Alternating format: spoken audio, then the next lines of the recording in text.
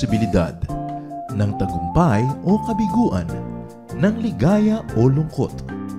Kaya marapat lamang na tanggapin si Jesus bilang tagapagligtas at Panginoon.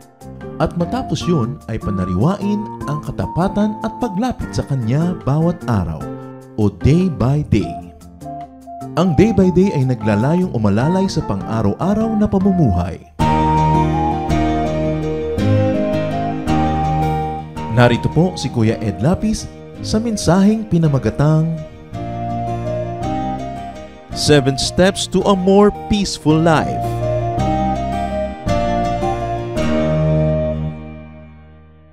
Ang buhay, bagamat mahaba, ay sa totoo lang maiksi. Ilang taon lang yan, 70, 80, 90 years, 100 maybe.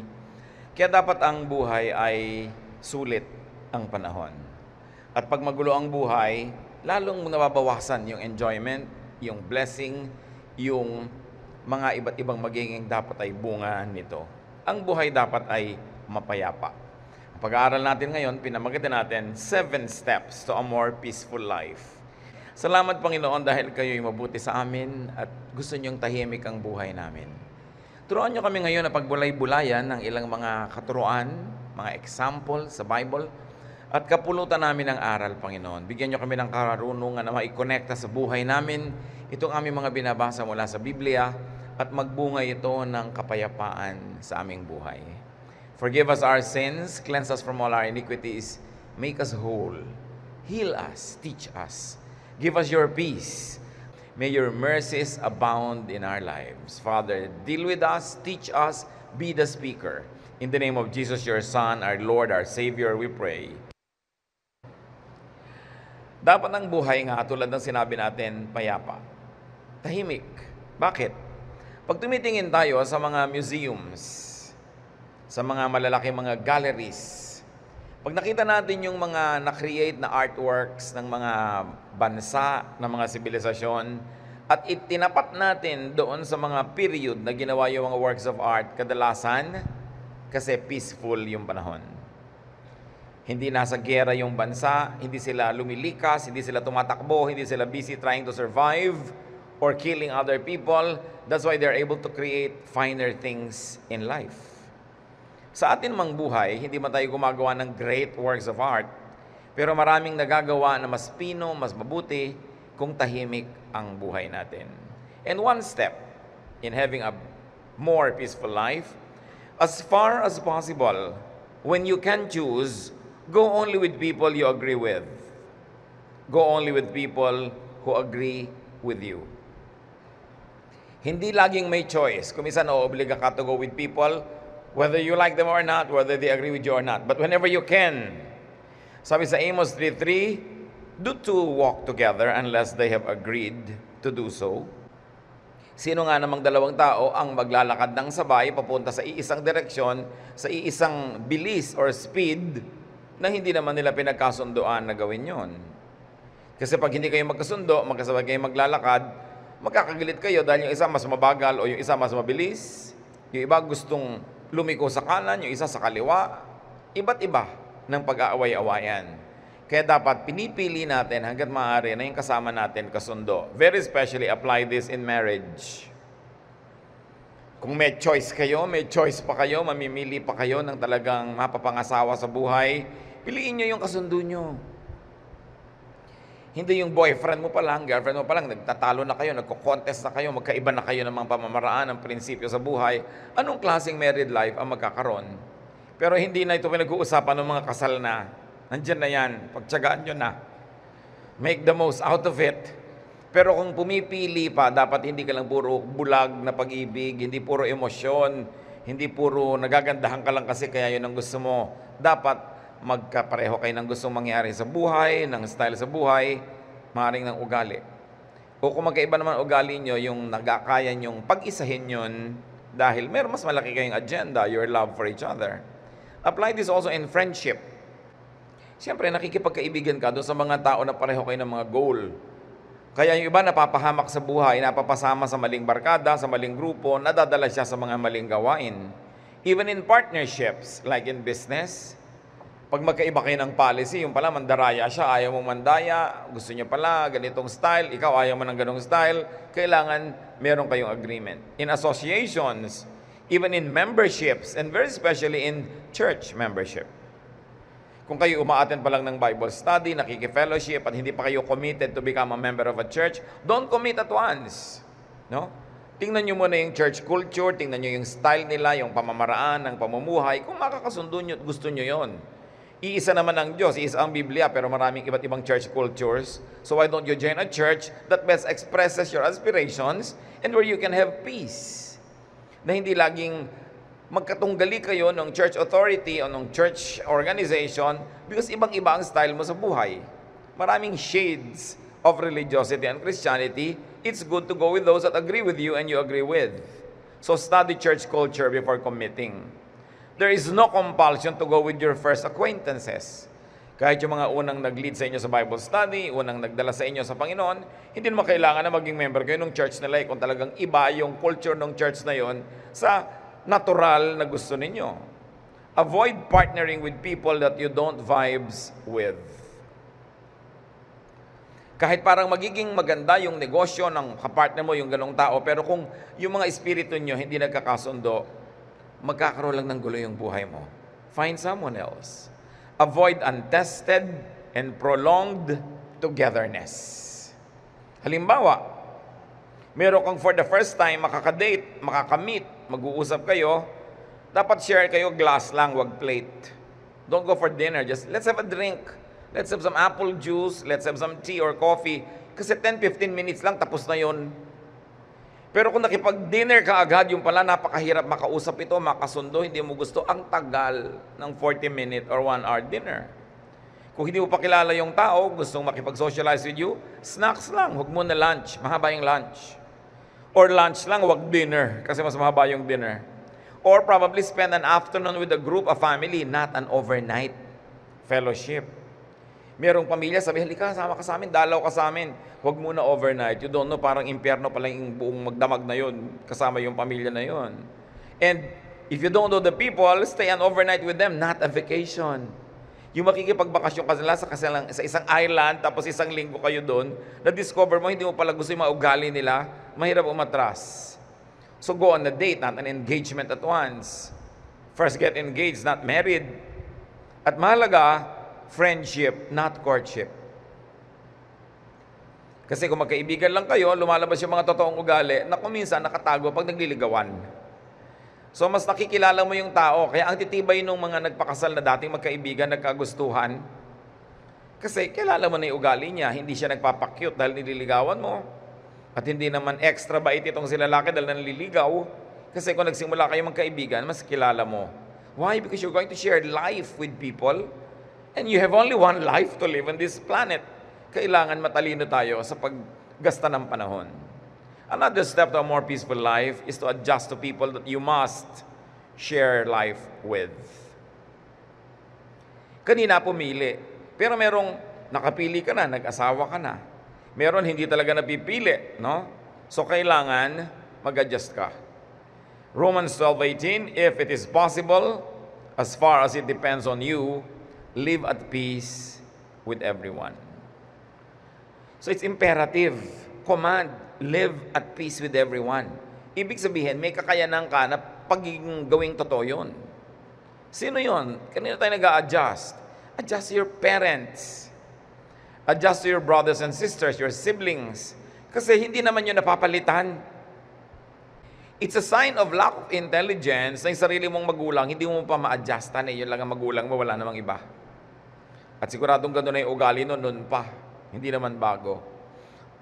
Mga kapatid mo, makakasama mo sa bahay habang hindi kayo naghihiwa-hiwalay para mag-asawa at magkani-kanyang buhay, magsasama-sama rin lang kayo, di-adjust para mas enjoyable. Hindi naman forever yan Dahil marami umaalis, nag-abroad, nag-aasawa, bumubukod. Lalong-lalo, adjust to your spouse. Kung na-discover mo na hindi pala siya yung taong akala mo ay siya, pero napakasalan mo na, pues tanggapin mo nang siya yon at mag-adjust ka.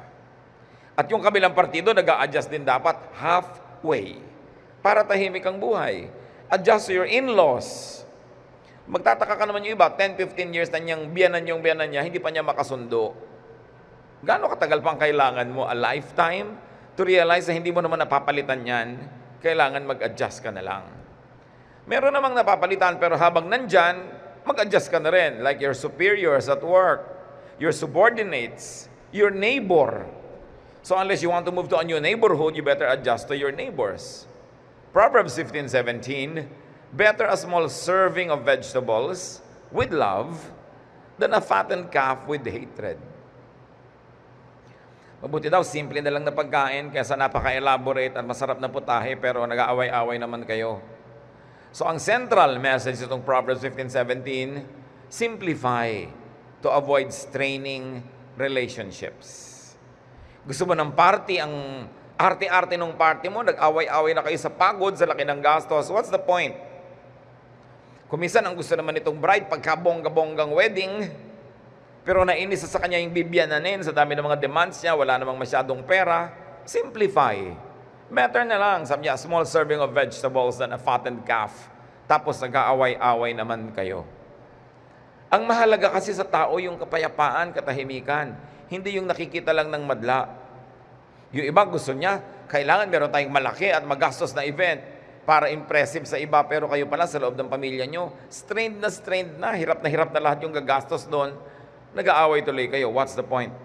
Proverbs 25:24, it's better to stay outside on the roof of your house than to live inside with a nagging wife. Mabuti pa daw, tumira ka na lang doon sa bubong, natitirhan naman kasi yung bubong sa Israel kasi flat. Doon ka na lang tumira sa isang sulok noon kasi nasa loob ka nga ng bahay, pero may kasama ka naman nagger. Pwede rin sigurong sabihin naman ito ng wife, mabuti pa tumira na lang ako sa bubong kaysa ang kasama ko namang asawang lalaki dito pagkatamad-tamad, batugan. Walang ginagawa, hindi man lang marunong magtiklop ng pinagtulugan niya na kama at hindi marunong maghugas ng plato, ang tamad-tamad, mabuti sana ko, laki-laki ng kita, hindi naman, tapos tamad pa. So, lalaki, babae, parehong may reklamo yan. Pero ang central message nito, hindi lang dun sa tao na nahihirapan na siya'y lumayo. Dapat yung taong dahilan, kaya gusto tuloy lumayo ng isa, mag-adjust ka. Be companionable. Whether you're a wife or a husband, dapat masarap kang kasama. Lalo sa mga may asawa ito, manalamin kayo at magtanong kayo, masarap ba akong kasama? At tanungin nyo ang inyong spouse. Tanungin nyo talaga, masarap ba akong kasama? Ngayon, pag ang sabi, sarap-sarap. Alam mo na yon, ano? Baka kandidato na niya maglayas o itaboy ka na dahil hindi siya nakakasagot agad. Siyempre, even silence is a speech. Duty nyo, mga kapatid, kung kayo ay may asawa na maging masarap kayong kasama. Hindi yun optional. It is your duty because there's another life that is dependent on what you do with yours. Hindi ka nag-iisa sa mundo. Pag umutang ka, dalawa kayo magbabayad, baka siya pa nga. Di ba? Pag napaaway siya, damay ka rin. Baka ikaw pa nga yung masaktan. Hindi ka nag-iisa eh. Kaya kailangan masarap kang kasama. At ibig sabihin ng sarap ng kasama, nag-a-agree kayo sa gusto niyong puntahan, paano kayo pupunta doon at gaano kabilis kayong maglalakbay. Dapat merong agreement. Kahit sa mga magulang, tatanong nyo rin sa sarili nyo, masarap ba akong magulang na kasama ng anak? Mga anak din nagtatanong, masarap ba ako maging anak? Nag-e-enjoy ba mga magulang ko na kasama ako? Why? Because we have a duty to one another. To uplift each other, to prevent each other from falling into sin. Kung tayo nakakainis, nakakagalit, lagi na lang yung ating kapwa nagkakasala dahil sa atin. At pananagutan din natin yon. Another way to have a peaceful life is let people be. Especially if you have no stake in them anyway. Wala ka namang taya sa kanila, so huwag mo na lang silang masyadong pakialaman. May mga tao kasi gusto palitan ng lahat. Merong makikipag-away pa sa driver dahil sa sukle. Yung ang liit-liit na bagay, nasaksak tuloy siya, nahampas ng tubo, kung ano-ano nangyari sa kanya. Dahil gusto niyang palitan ng ugali at pamamaraan ng lahat ng tao na nakakasalamuhan niya.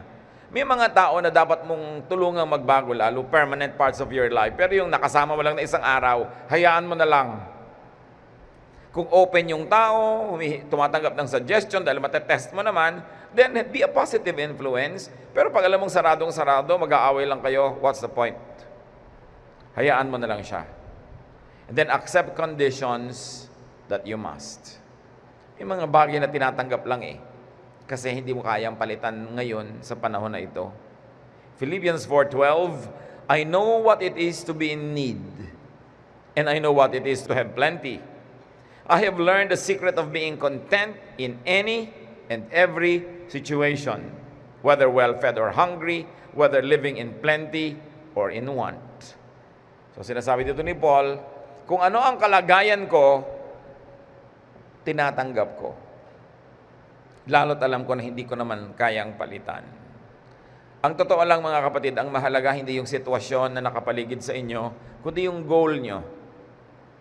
Goal mo ba halimbawa na makatapos mag-aral, pero yung sitwasyon, ang hirap-hirap, ang gulo-gulo ng mga roommates mo, halos lagi na lang na wala kang time mag-aral kasi maraming trabaho. Pero kung goal mo yon, tatanggapin mo yung sitwasyon, mag-a-adjust ka, and you will do what it takes so that you could finish your studies.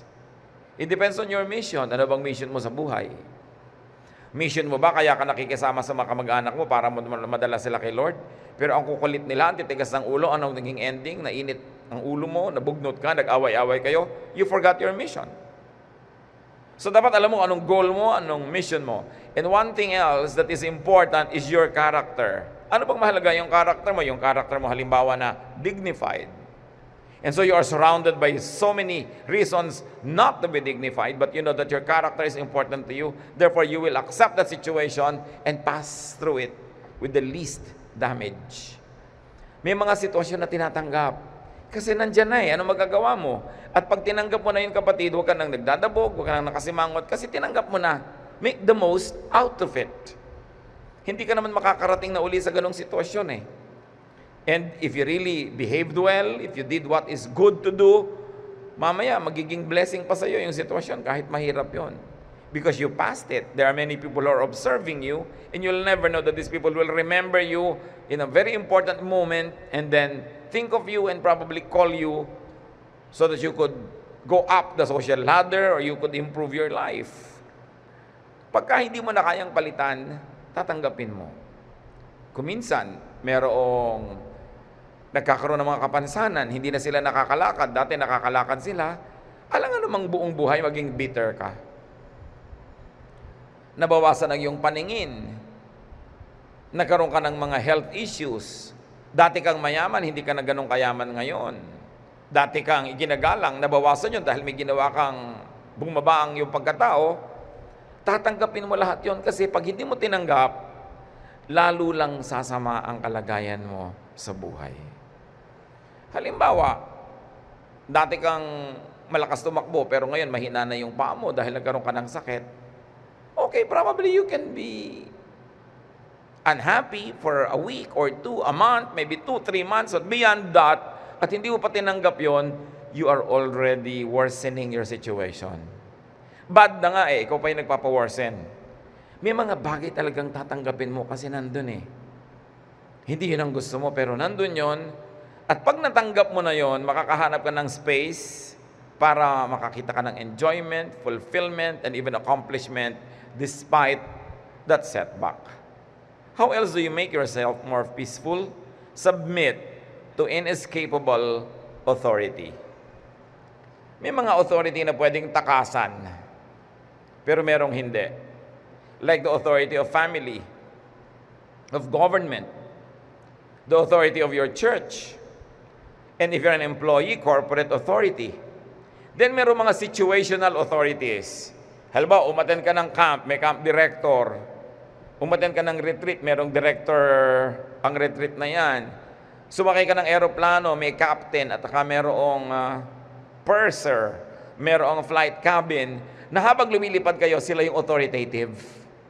Pag sinabi nilang fasten your seatbelt, you fasten your seatbelt. Pag sinabi nilang hindi ka pwedeng tumayo, may turbulence, hindi ka tatayo. Kasi sila yung may authority sa buhay mo habang nandun ka lang naman sa flight. So may mga ganyang authority na lagi, permanent, meron namang pamisa-misa lang na nandyan, but always submit. Why? Because it is for your own good. At yung authority na yon, backed up yun by power. And if you disobey that, that power will be used against you.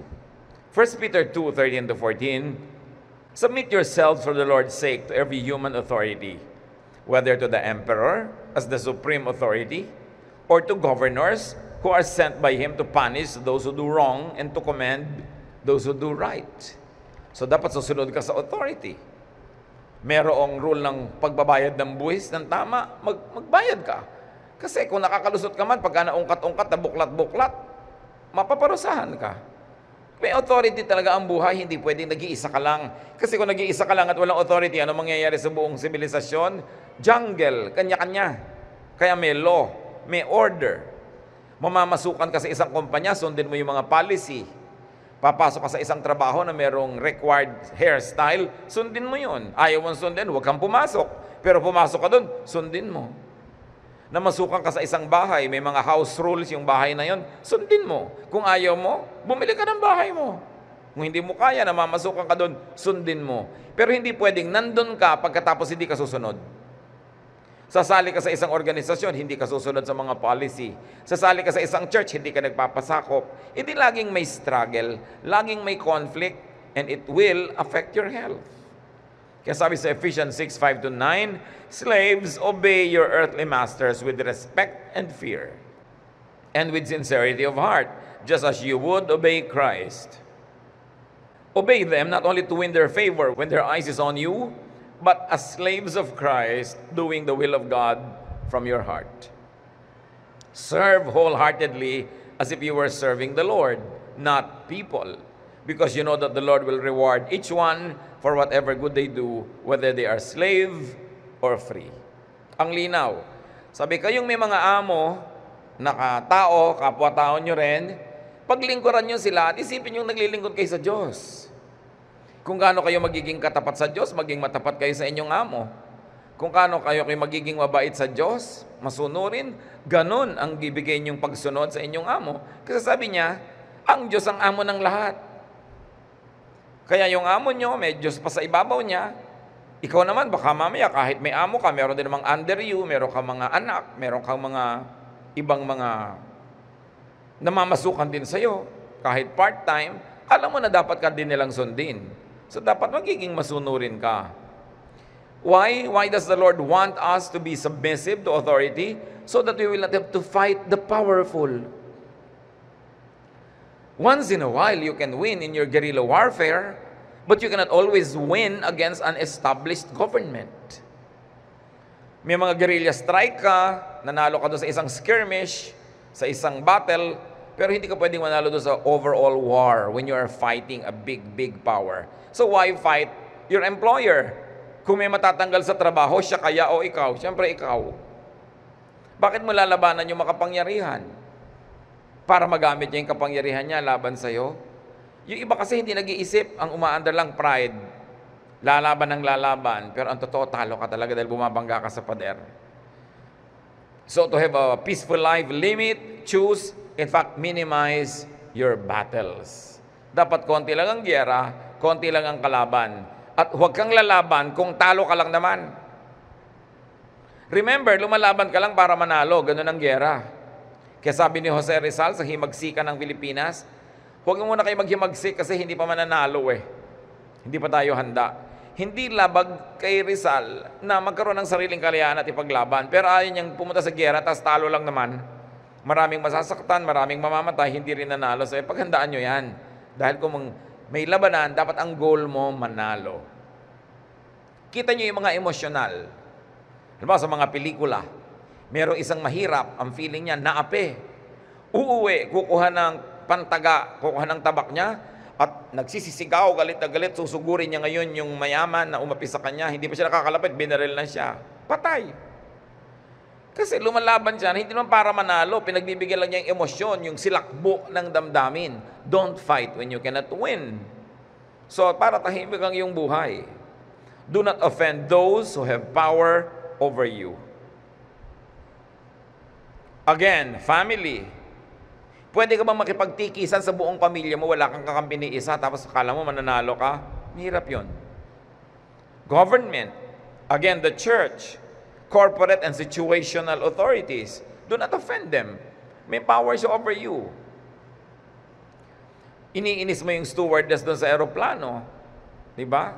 Samantalang pag natutuwa siya sa'yo, kahit na hindi oras ng merienda, kung minsan may daladalang merienda, pinilalapag sa'yo, dahil natutuwa siya sa'yo. Pero kung hindi siya natutuwa sa'yo, kahit oras na ng merienda, kung alam niyang yung isang tray doon ay nalaglag kanina, baka yun ang ibigay sa'yo. Although that's against company policy, pero people are people. They want to get even. Pagka inapi mo yung mga may power over you, kahit situational power. Bawa yung waiter sa restaurant, inapi mo ng inapi, pinagalitan mo ng pinagalitan, anong baka ilaglag niya yung ipis doon sa soup mo, at tanggalin niya uli bago niya ilabas. Malay mo. Diba? Kaya dapat, hindi mo ino-offend yung mga taong merong pwedeng gawin laban sa'yo. Hanggat maaari, you don't do that. Ecclesiastes 10:2, don't even think about cursing the king. Don't curse the rich, not even in secret. A little bird might hear and tell everything. Yung mga ibang tao hindi marunong eh. Chichismisin nila yung boss nila sa fellow employee. Sa palagay nyo, hindi nakakarating yon. Sabi ng Bible, a little bird might hear and tell everything. And you know that it is not pipit or maya ang pinag-uusapan. Tao rin yung makakarinig. And most of the time, yun mismong pinagsabihan mo. Matalino ka, huwag kang magsasalita ng mga laban sa mga taong may kapangyarihan over you. Kahit ang kausap mo, kapareho mo lang api. Kasi hindi ka safe, hindi ka secure. Baka sabihin nila, may magagawa ka ba? So, whenever you can, huwag lumaban sa hangin. Huwag lumaban sa alon. Huwag lumaban sa agos. Gagawin nyo lang yon kung ang talagang nakataya, puri, dangal, or high morality. Pero for other things, don't even do it. Merong mga empleyado, mayayabang. Mga manager sila ng ganong department, ang gusto ng may-ari ng kumpanya, gawin mo A. Ang gusto niya B, makikipaglaban sa may-ari ng kumpanya. Ano mangyayari sa'yo? Empleyado ka. Kaya iba nagre-resign out of amor proprio, nagugutom ang pamilya, nagkakandara pa maghanap ng ibang trabaho. Amo mo yan, bigay mo yung gusto niya. Liba nilang sinasabi niya, sige, gumawa ka ng napakasama, pumatay ka ng tao, diba? Sunugin mo yung mga neighborhood, hindi mo nga susundin, pero yung style, siya yung amo, siya yung may-ari ng kumpanya. Huwag kang mayabang kahit meron ka pang management degree. Walang mangyayari sa'yo, nalalaban ka sa iyong mga employer. And I've seen so many young people na mga mayayabang na ganyan, nawawalan tuloy ng trabaho. Puro akala mo yung mga teoryang napag-aralan niya sa school, yun lang ang mahalaga. Importante, nagsasubmit ka to authority. And finally, 7, be kind to those under you, but can undermine you. So mabait ka sa makapangyarihan, mabait ka rin doon sa mga taong nasa ilalim ng iyong kapangyarihan, dahil kahit langgam, kayang kumagat. Kahit ano maliliit na bagay, nakakapuwing. Mga clerk, halimbawa, ang yabang-yabang mo, pupunta ka doon sa reception, iniistab-istab mo yung clerk, yung secretary, hindi mo ba alam kung anong kapangyarihan niya na pwedeng hindi mo makakausap yung makakausap mo pag naharangan ka nun? Nung clerk ngayon, nung secretary na yun, nung receptionist, yung hindi magandang pakitungo mo sa mga hotel receptionist, ang na-assign sa yung room tuloy, pagpunta mo, wala palang bintana. Dahil nakakainis ka, ang yabang-yabang mo eh. No? Yung mga nasa check-in counter ng airline, baka malagay ka doon sa kabuntut-buntutan ng aeroplano na kung minsan natatanggal na iiwan. Dahil ang yabang mo. Mga hairstylist, kung minsan ang sungit-sungit mo sa kanila, biglang, ay mistake, ay naputol lang tenga mo, sorry ma'am, pero putol na rin yan. Diba? Pwedeng-pwede ka nilang ma-undercut, literally. Mga professionals, so many ways could be used by people to harm you if you are not nice. Construction crew, gumagawa sa bahay mo, mga tubero, mga karpentero, naku, be nice. Dahil yung mga iba dyan, pagtalikod mo, pinupuno nila ng semento, yung mga tubo na drainage ng iyong banyo, ng iyong toilet, ang liit-liit na lang natitirang clearance. Habang bago yung lababo mo, tulo ng tulo, yung nade-drain, pero pag may konti ng bumarang 3 buhok, babara na kasi ang liit-liit na pala natira. Nilagyan kasi nila ng mga semento sa loob. Kasi ito yung dadating ka doon, ang yabang-yabang mo. Of course, that's bad. They should not do that.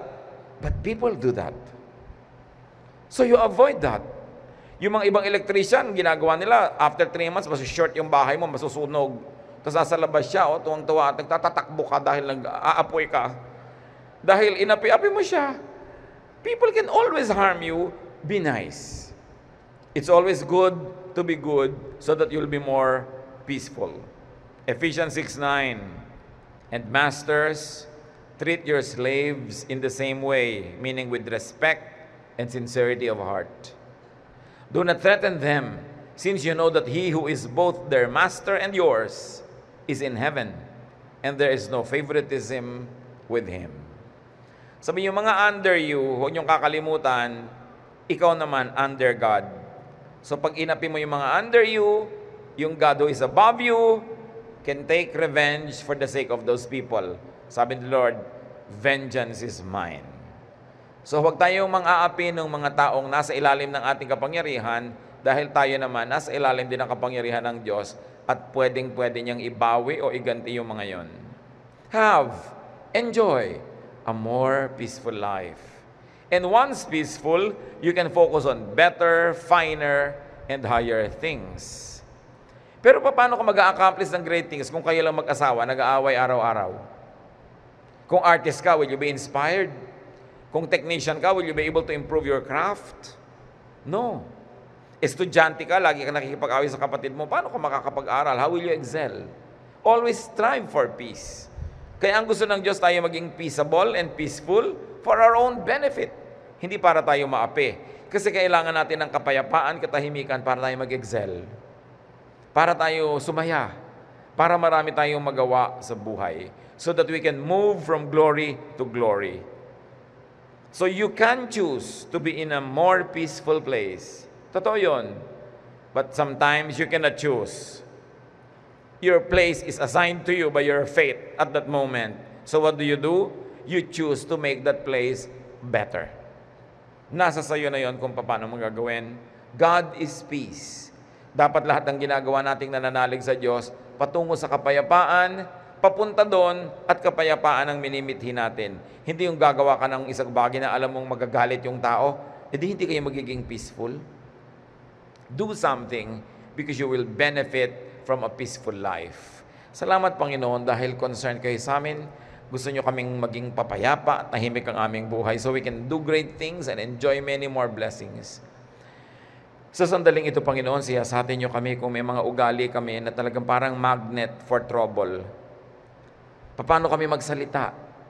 Pag nagsasalita pa kami, may nagagalit o may na-offend. Forgive us, O God. Teach us how to improve our vocabulary. Pagka ba kami may mga kilos ng katawan namin, may mga taong napoprovoke to be violent. Teach us, O God.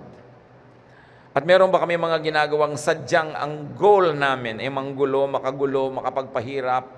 Lord, teach us your ways. At alam namin, kaya mo gusto kaming maging mapayapa. Hindi kami para ipaapi, hindi para ipadehado, but because it is the best way. Turuan mo kaming ma-identify yung mga paraan namin sa buhay, Panginoon, nakakontra ng kapayapaan. Kung kami laging napapaaway, napapakikipagtalo, turuan mong hanapin namin yung kamalian sa amin at hindi lang sa aming kapwa. At ang dalangin namin, Panginoon, lahat ng mga anak mong narito ngayon, sa pamamagitan ng pagbubulay-bulay, pagsisiyasat sa sarili, paggawa ng tama, pagsunod sa iyong mga katuruan at mga halimbawa, lahat kami, Lord, will become agents of peace. So that where we go, there will be more peace than trouble, and our lives will be characterized by peace and happiness. Pagbulay-bulayan natin itong mga kapatid at siyasatin ang sarili kung tayo ba ang lumilikha ng mga away at pag-aralan din natin kung paano tayo makikipag-react sa mga taong palaaway. Huwag silang patulan, ipanalangin sila, and minister to them. Teach us, O God, so that those who make trouble around us will be touched by your love through us. Ituro mo sa amin, Lord, to be diplomatic, to be kind and understanding. In some moments of silence, let all of these beautiful ideas sink into our hearts and minds. Let the Spirit teach us how to continue to improve our lives.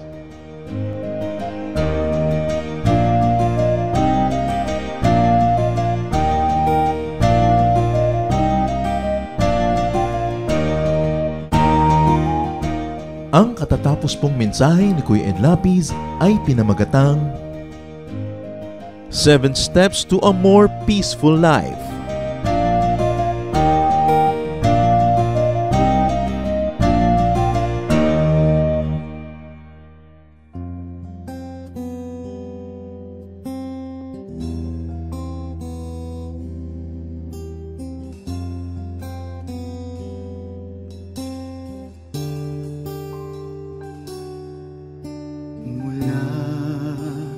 Sa sinapupunan,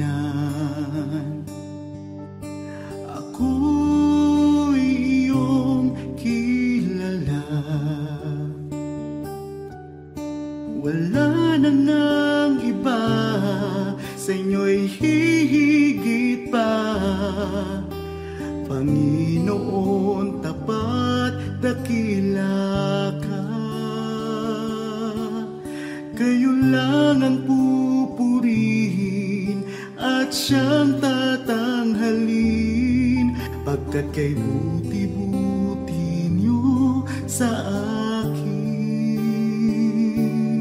Ang pag-ibig na sadyang kay ganda, mga pangako niyo'y gabay sa aking daan. Walang makapapantay sa anak ninyong alay. Ang pag-ibig niyo'y sapat kailan pa man.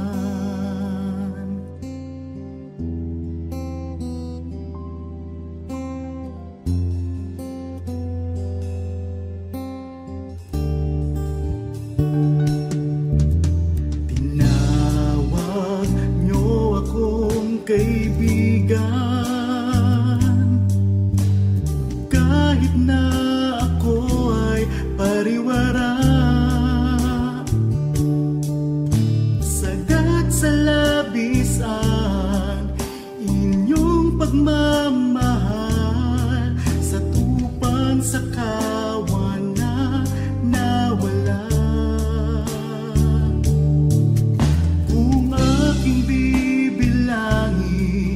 bawat butil ng buhangin, ang habag niyo'y ganon karami rin. Ang pag-ibig na sadyang kay ganda, mga pangako niyo'y gabay sa aking daan. Walang makapapantay sa anak na inyong alay. Ang pag-ibig niyo'y sapat kailan pa man.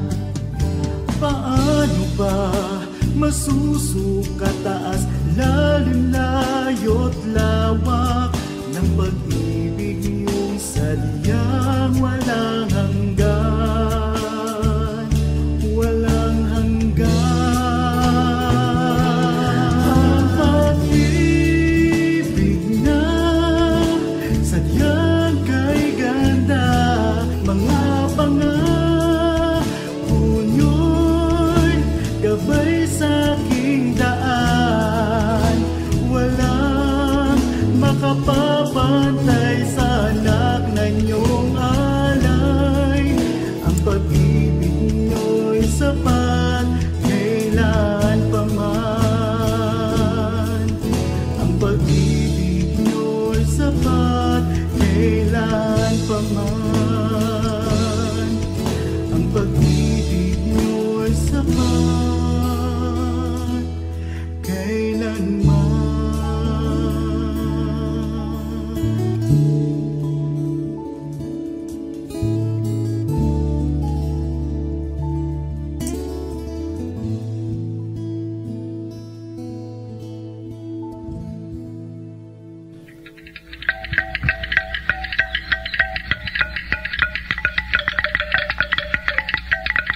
Maraming kayamanan ng ating bayan na dapat maipagmalaki at isa na rito ang ating musika.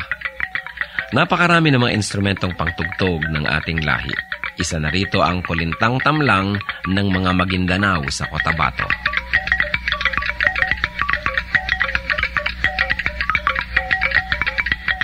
Ang Kulintang Tamlang ay instrumentong pangmusika at yari sa 8 piraso ng kawayan na inilatag ng sunod-sunod ayon sa haba at tono. Hinahampas ito ng 2 maiigsing patpat sa magkabilang kamay. Sa mga Maguindanao, ang kulintang ang pinakakilala at pinakapangkaraniwang instrumentong ginagamit sa mga kasiyahan. Ito ay isang hanay ng 8 maliliit na agong na may umbok. Subalit sa kakulangan nito ay maaaring gamitin sa halip ang Kulintang Tamlang. 2 tao ang maaaring tumugtog sa isang set ng Kulintang Tamlang. Ang una ay tumutugtog ng melodya, habang ang ikalawa naman ay tumutugtog ng ritmong paulit-ulit or steady drone rhythm, na pinakamaliit na instrumento naman ang siyang hinahampas. Karaniwan din na makikita itong ginagamit ng mga kabataan sa kanilang pagsasanay at pag-aaral ng mga ritmo ng kulintang.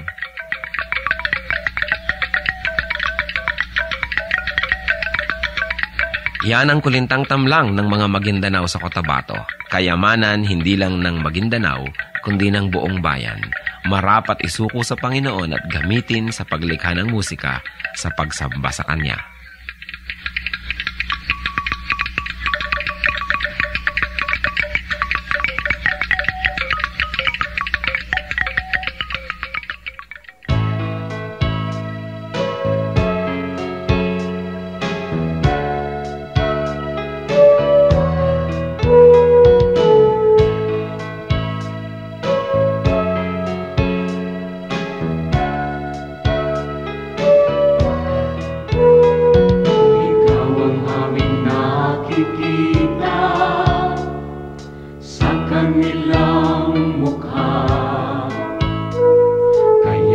Mabuting balita, binabahagi sa mga dukha.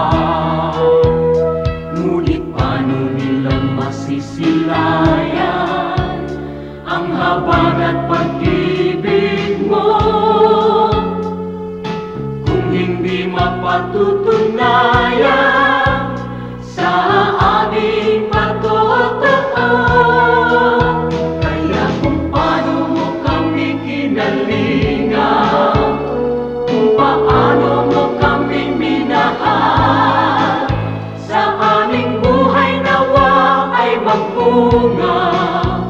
Ng pagtitiyaga at pagpapagal sa aming kilos, salita at damdamin, maranasan nilang totoo ang kabutihang natutunan natin na nagmumula sa'yo.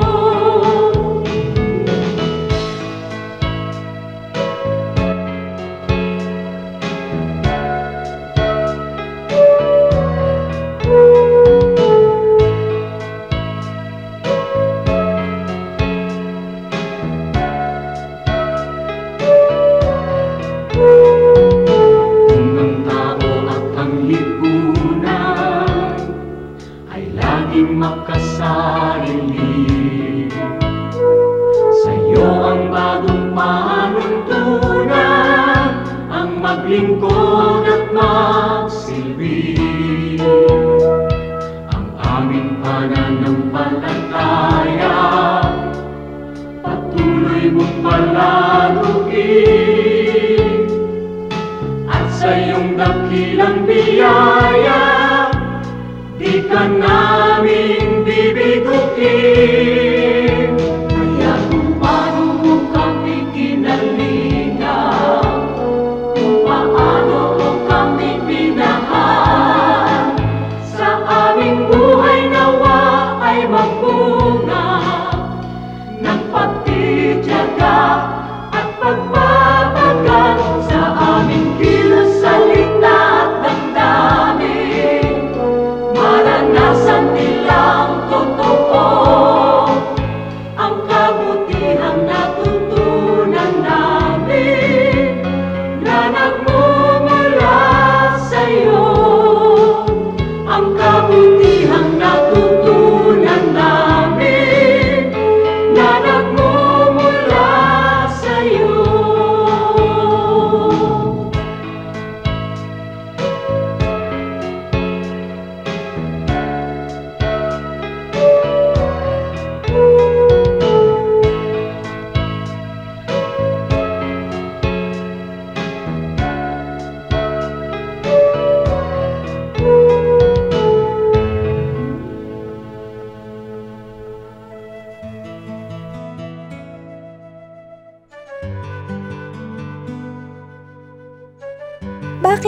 bihira ang nagmamahal sa bayan. Napakarami na kasing kabiguan ng mga Pilipino na natatamo nila mula sa mga institusyon, mula sa mga sangay halimbawa ng gobyerno, dahil sa sunod-sunod na mga kabiguan. Kaya kuminsan nawawala ng tiwala ang mga tao sa sarili nilang bayan. Dapat siguro ihiwalay natin yung gobyerno sa bayan, sa inang bayan. Kuminsan nawawalan tayo ng tiwala sa mga institusyon, pero huwag nating idama yung bayan. Kung nawawalan tayo ng gana sa ating mga politiko, huwag tayong mawalan ng gana sa ating pagka-Pilipino, sa ating kultura at sa ating bansa. Paghihiwalayin natin yon sapagkat mga gobyerno na aayos, napapalitan ng mga rehime, pero ang bayan natin, isa lang yan.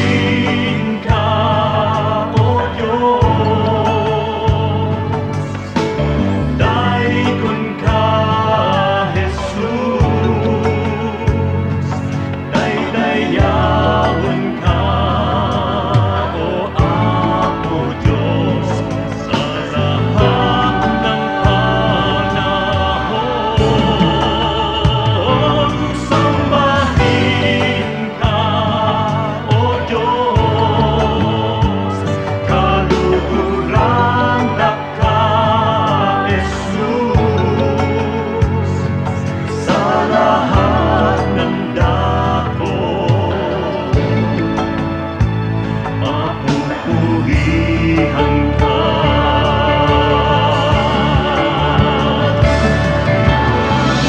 Sa pagsilay ng liwanag mula doon sa silangan, nadarama't nakikita ang sa inyong pagmamahal. Lumalandas, humahawan, tumatanglaw sa aking daan, namumuna, gumagabay sa aking bala ng hakbang. Sa pagdatalyaong gabi na malamig at mainam, akin namang nalalasan ang inyong kapayapaan. Patiningning ng bituin at liwanag niyang buwan, ay banayad kaya dulot ay madlang kapahingahan. Sa gabi man o sa araw, sa dilim man o liwanag, kayo ay aking kapiling sa lahat ng kalagayan. Ako'y hindi natitiis, ako'y hindi iniiwan, kaya lubos na papuri ang sa inyo'y aking alay.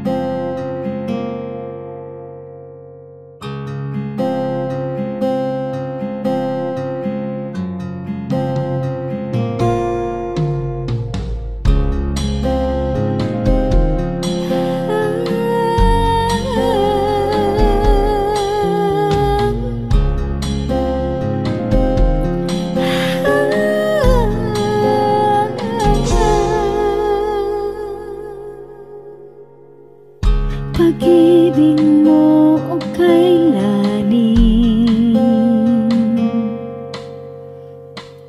sukat man lumayo'y mahal pa rin. Liparin ko man ang dulong ng langit, sa piling mo pa rin magbabalik.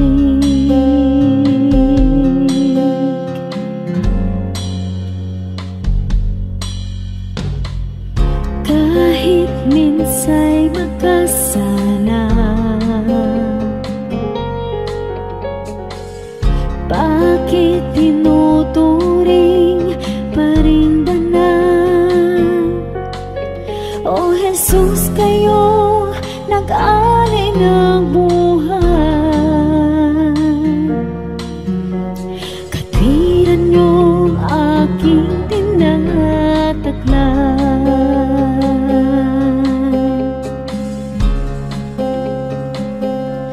O tanggapin, papuri ay tingin, nagsasabing ikaw aking hari, Diyos na banal, ngalay tinatanghal, kabutihan mo sa'kin walang mali. O Diyos, salamat sa pag-ibig na wagas.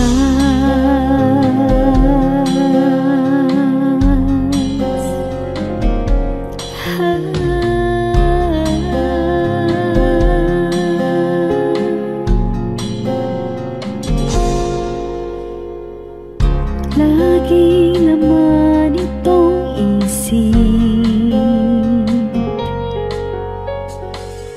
ngalan ko sa palad mo inukit, walang sino mang maaring magwala.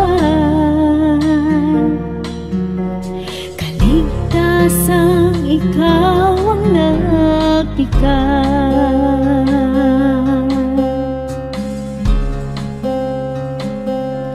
o tanggapin,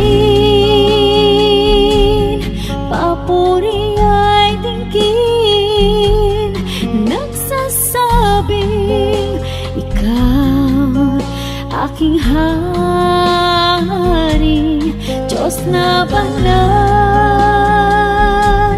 ngalay tinatanghal, kabutihan mo sa'kin walang mali.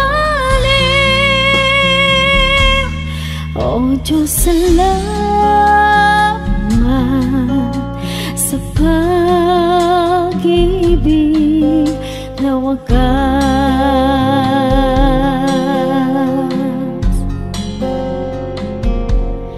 O tanggapin, papuri ay tingin, nagsasabing ikaw aking hari, Diyos na banal, ngalay tinatanghal, kabutihan mo sa'kin walang mali. O Diyos, salamat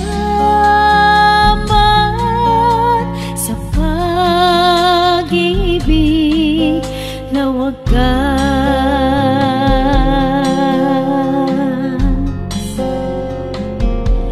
O Diyos, salamat sa pag-ibig na wagas.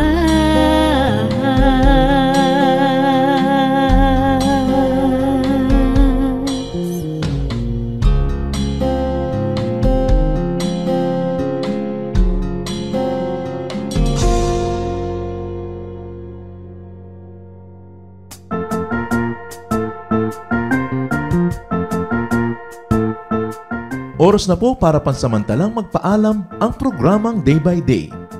Tayo po'y magsama-sama tuwing ika-6 hanggang ika-7 ng umaga, araw-araw. Magandang umaga po at mabuhay ang Panginoong Hesus!